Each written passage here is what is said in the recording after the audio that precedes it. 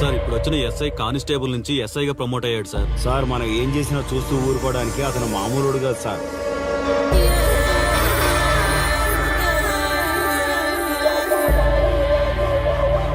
అతను మనకు అలవాటు అయ్యేంత వరకు మనం కొంచెం కంట్రోల్లో ఉందాం సార్. రేయ్, వార్నింగ్ ఇస్తున్నావా విషయం చెప్తున్నావా? సార్ మేమేం చెప్పినా మీ మంచి కోసమే సార్. దాన్ని తీసుకొచ్చేరా. మీరైనా చెప్పండి అమ్మా. పెళ్ళాంచేస్తే బాధపడ్డానికి, పోలీసోడంటే భయపడ్డానికి నా కొడుకు కామన్ మ్యాన్ కాదు, కాశీ చెప్పాడికి.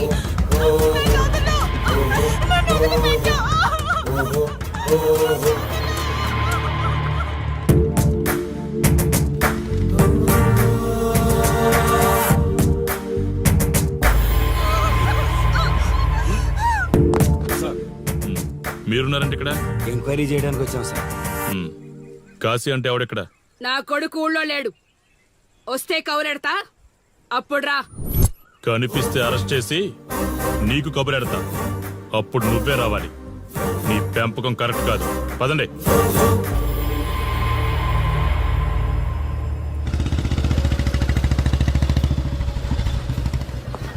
కాశీ ఎక్కడ? వస్తే స్టేషన్కి రమ్మని చెప్పు.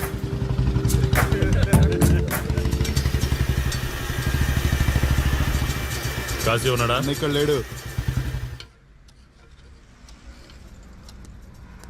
ఏమిటి సార్ ఆలోచిస్తున్నారు? ఆ కాశీ గురించేనా? మీరు ఈ ఊరికి కొత్త సార్. మీ కొత్తగా ఉంటుంది, వింతగా ఉంటుంది. మాకంతా అలవాటైపోయింది సార్. సార్, ఇతనిపై 120 కేసులు పైగా ఉన్నాయి సార్. అవి ఈ కాగితాలకే పరిమితమైనాయి సార్.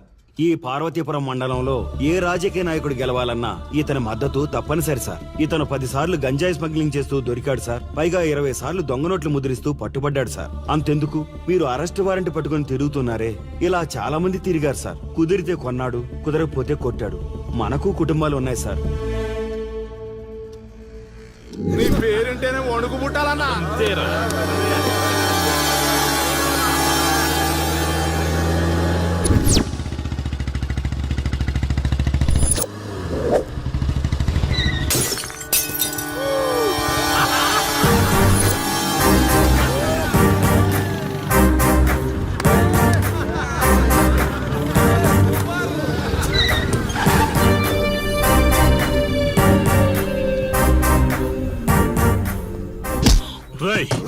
ఒళ్ళు బలిసిందా? రోడ్డు మీద తాగుతున్నావు?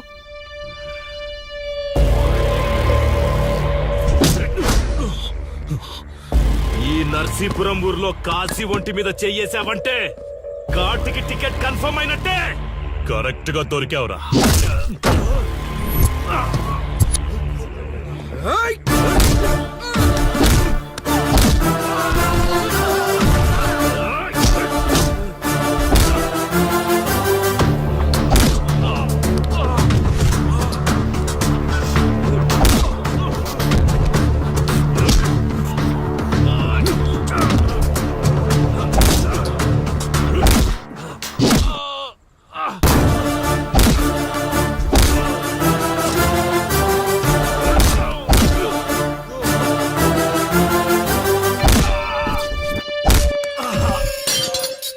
సార్, మీరు చాలా రిస్క్ చేస్తున్నారు సార్.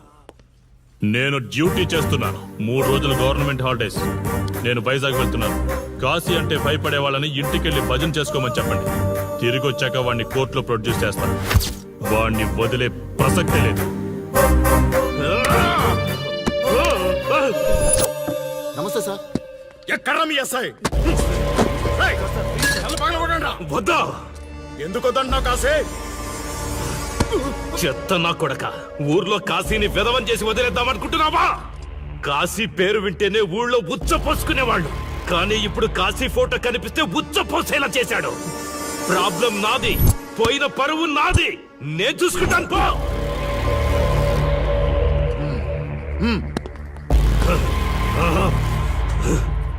చైత్ర, స్టేషన్కి వెళ్ళొస్తాను.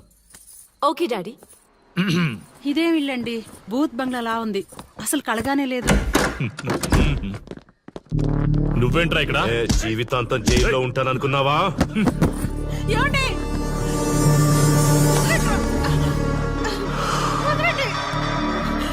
నీ ఇంట్లో అసలు అందమే లేదురా. రాయ్ ఏంట్రా వాగుతున్నావు? డాడీ ఏమండి? చైత్ర హే, మా డాడీని వదలండి వదలండి వదలండి. ఒక్క నిమిషం ముందు అబద్ధం చెప్పాన్రా. అందమంతా నీ ఇంట్లోనే ఉంది. ఏయ్, ఎవరికి ఎంత కసుందో తీర్చుకొని వచ్చేయండి.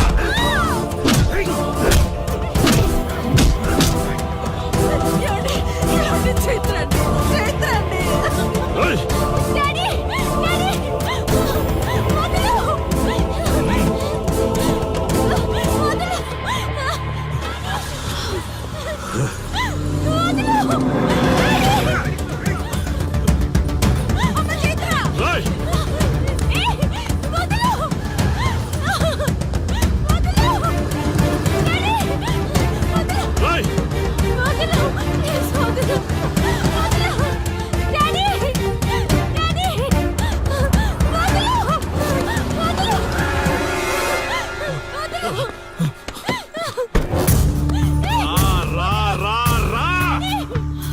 నీ డ్యూటీ నువ్వు చేసుకో, తప్పు లేదు. నా పెళ్ళాం కేసులో వేలు పెట్టి నా గురించి తెలుసుకోకుండా ఈ ఊర్లో అడుగు పెట్టి నేనంటే భయపడే ఈ జనం ముందు నా మీద చెయ్యి వేశావు, అది తప్పు. చూడు చూడు, నువ్వేం పోలీసోడివిరా? కిలోమీటర్ పరిగెత్తేసరికి ఒంట్లో ఓపిక చచ్చిపోయిందా? డాడీ వదలు డాడీ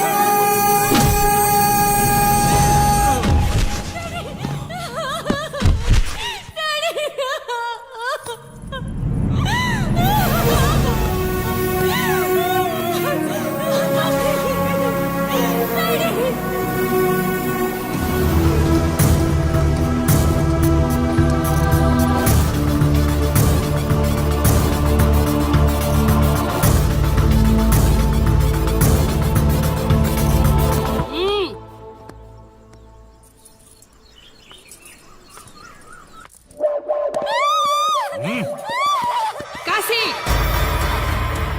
నొప్పి ఒక్కరోజు తెలిస్తే చాలదు. నువ్వు 3 రోజులు జైల్లో ఉన్నావు. అది జీవితాంతం మన ఇంట్లో బందీగా ఉండాలి.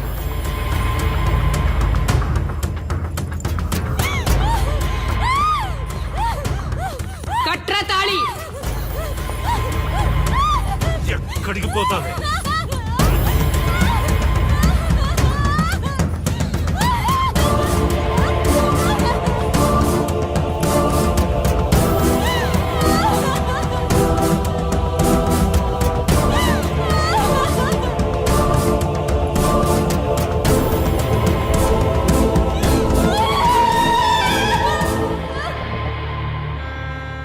ఆ దుర్మార్గుడి నుండి తప్పించుకుని నా దగ్గరకు వచ్చింది.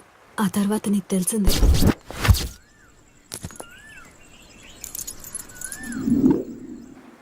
ఇంతకీ ఏ ఊరన్నావు?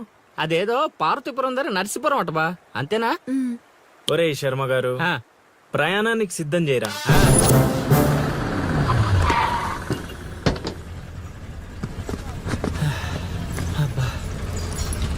బా, ఊరు చాలా పెద్దదిలా ఉంది. ఎక్కడైనా ఎతుకుతావు? రే శర్మ గారు, నడవడానికి కాళ్ళు, తిరగడానికి ఓపిక రెండు ఉన్నాయి కదా. బా ఐసులా పోనే.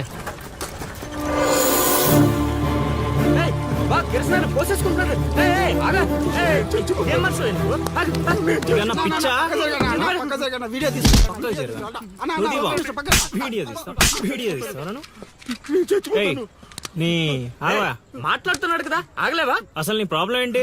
చెప్తే ఆరుస్తారా తీరుస్తారా? నా సావు నన్ను సావనివ్వండి. అయ్యా చచ్చేదో చెప్పిసావు, మాకు క్లారిటీ ఏడ్చింది. ఏరా నువ్వు పత్తి రైతువా? కాదు, వరి రైతుని.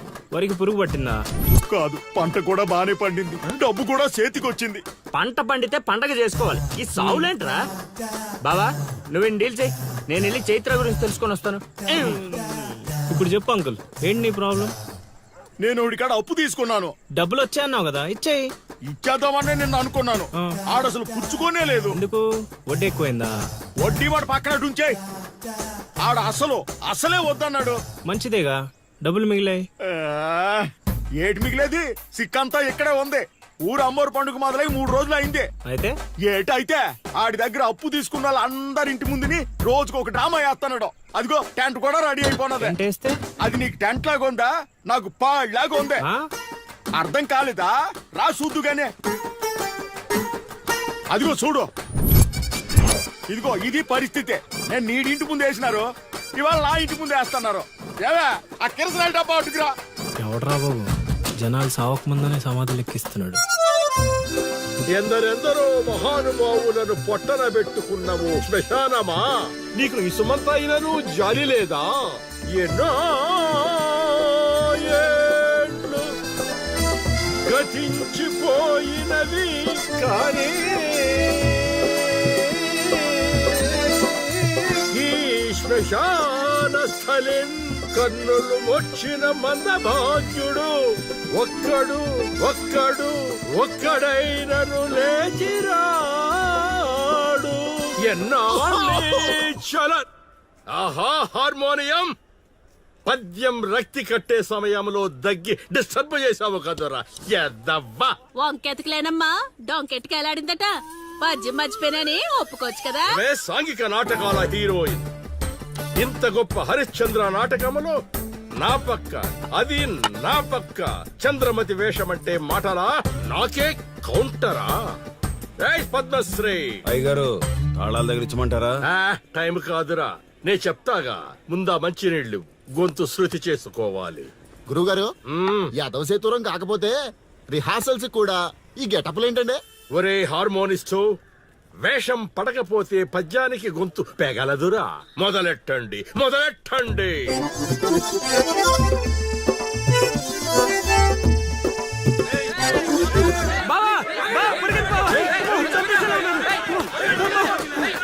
ఏం చేసావురా? నేనేం చేయలేదు బావా.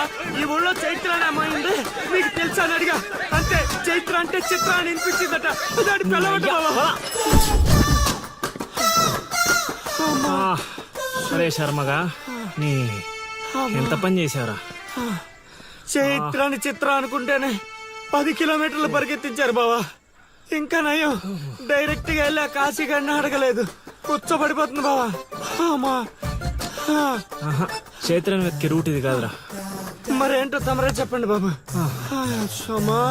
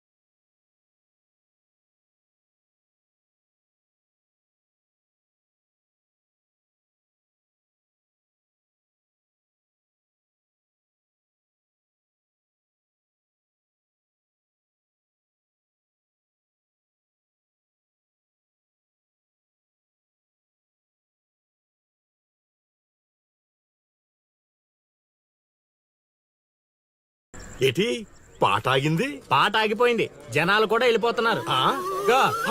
అలా కొయ్యిలా నిలబడపోతే 10 రూపాయలు ధర్మం చేయొచ్చు కదా. హతవిధి కళాకారుడు యాచించుటయా?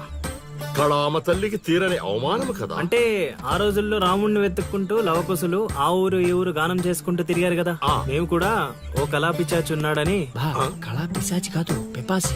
అదే కళా పిపాసి ఉన్నాడని తెలుసుకొని ఆయన కోసం వెతుక్కుంటా. అవును. ఏమిటి, నా ఊళ్ళో నాకు తెలియని అంత గొప్ప కళాకారుడు ఒకడున్నాడా? ఉన్నాడు సార్, ఆ? పిచ్చప్పారావు అని, అలియాస్ సుయోధన సార్వభౌముడు. నిజంగానే పిచ్చప్పారో బా. ఎందుకు సార్ అలా ఏడుస్తున్నారు? 10 రూపాయలు అడిగామా నేనా? వద్దులేండి సార్. ఆగండి నాయనా. మీరేటండి, అసలే మాకు టైం లేదు. పక్క వీధికి వెళ్ళి అడుక్కోవాలి. నీకు అవసరం లేదు నాయనా. ఏ ఈ రోజు మొత్తం కలెక్షన్ మీరే ఇచ్చేస్తారా? కాదు నాయన, మీరు వెతుకుతున్న ఆ పిచ్చి అప్పారావు అలియా సుయోధన సార్వభౌముణ్ణి నేనే నాయన. బాబు గారు లేవండి లేవండి లేవండి, అవసరం లేదు నాయన. ఏ మా కోసం మీరు అడుకుంటారా ఏంటి? లేదు లేదు, మీ ఆకలి నేను తీరుస్తాను. ఒరే పద్మశ్రీ, అయ్యగారు తాళాలు తగిలించమంటారా? ఇప్పుడు కాదురా, ఇంకా దానికి టైం ఉంది. ముందు వాళ్ళ దగ్గరున్న వాయిద్యాలు తీసుకో. ఇప్పుడు వాళ్ళు మన అతిథులు, అర్థమైందా? రా. ఇంతకీ మన దేవురు నాయనా? సిల్కలూరుపేట. ఓహో, అవును, అక్కడ కళాకారులు ఎక్కువే. అవునవును, అక్కడ అన్ని రకాల కళాకారులు ఎక్కువే. అవును, ఈ లవకుశులుగానే ఎందుకు చేయాలనుకున్నారు? ఏ రాముడు కృష్ణుడు చేయొచ్చుగా. అంటే చిన్నప్పటి నుంచి అలవాటు చేసుకున్నాం సార్. వయసు పెరిగిన కొద్దీ మీసాలు గడ్డాలు పెరిగిపోయాయి. అవునండి, వాటికి ఎరువులు వేయాల్సిన అవసరం గానీ నీళ్లు పోయాల్సిన అవసరం గానీ ఉండదు కదండి. వాటంతటో పెరుగుతుంటాయి.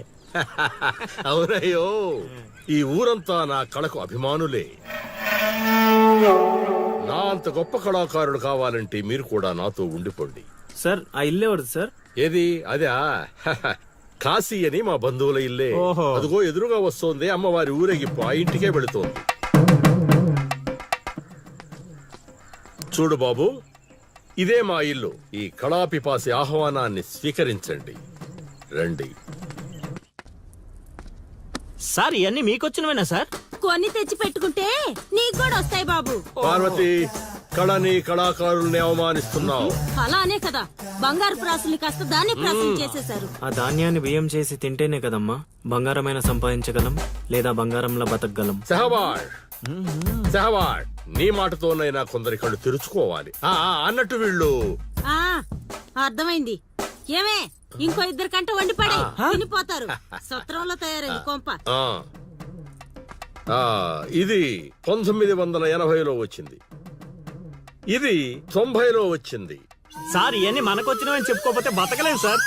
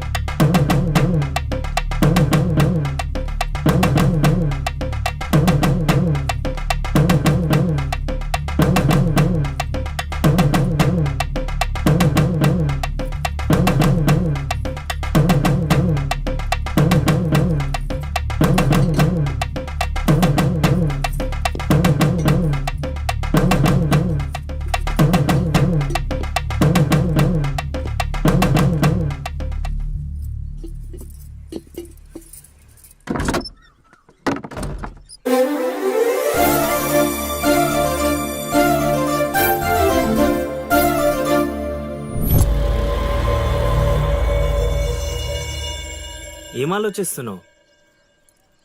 వెళ్ళిపోదాం పద ఇక్కడి నుంచి. ఎక్కడికి? మన ఊరికి. నాకే ఊరు లేదు. మా అమ్మ నాన్న చనిపోయి చాలా కాలమైంది. నేను ఒంటరి. అయినా నన్ను రమ్మడానికి నువ్వెవరు? అదేంటి అలా మాట్లాడుతున్నావు? నీకేమన్నా పిచ్చా? పద వెళ్దాం. ఒక్కసారి చెప్తే అర్థం కాదా? అయినా నీకు నాకు ఏంటి సంబంధం? ఏంటి సంబంధమా? ఒంటరి అన్నావు కదా, అదే ఒంటరిగా ఉన్నప్పుడు నీ మనసును అడుగు. నేను నిన్నెంత ప్రేమిస్తున్నానో నువ్వు నన్ను అంతే ప్రేమిస్తున్నావు అని అదే చెప్తుంది. నేను నీకు చెప్పానా? అయినా నువ్వే గాలికి తిరుగుతావు. ఎప్పుడు ఎలా ఉంటావో నీకే తెలీదు. అటువంటిది నిన్ను నమ్మి ఎలా రమ్మంటావు? అయినా వాడు నన్ను కొట్టుకుంటూ తీసుకొచ్చాడు. ఆ రోజు నువ్వు చూస్తూ ఉండిపోయావు. నిన్నేమనాలి? అదా నీ ప్రాబ్లం? ఈ మాత్రం కన్ఫర్మేషన్ చాలు నేను ఫిక్స్ అవడానికి. అయినా నేను ప్రేమించిన అమ్మాయికి పెళ్ళై ఉండాలని మా గురుగారు ఎప్పుడో చెప్పారు. ఆనందం వస్తే స్టెప్ లేకుండా ఏడ్చు కూర్చుంటారా? ఇప్పుడు చెప్తున్నా విను. తెలియకుండా తీసుకెళ్లిపోవడం, చెప్పకుండా లేపుకెళ్ళిపోవడం కష్టం కాదు, నాకిష్టం లేదు. తీసుకెళ్ళను లేపుకెళ్ళను అన్నానని నువ్వు దేనికి ఫిక్స్ అవ్వకు. ఎందుకంటే నా మాటకి నేనే ఫిక్స్ అవను. 24/7 ఎప్పుడైనా వస్తా. కొంచెం రెడీగా ఉండే.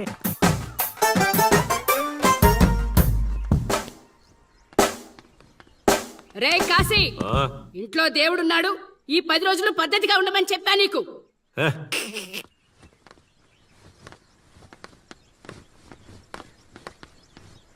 రై రై రై ఇవ్వడ్రాదే రై ఇవ్వడ్రాదే రై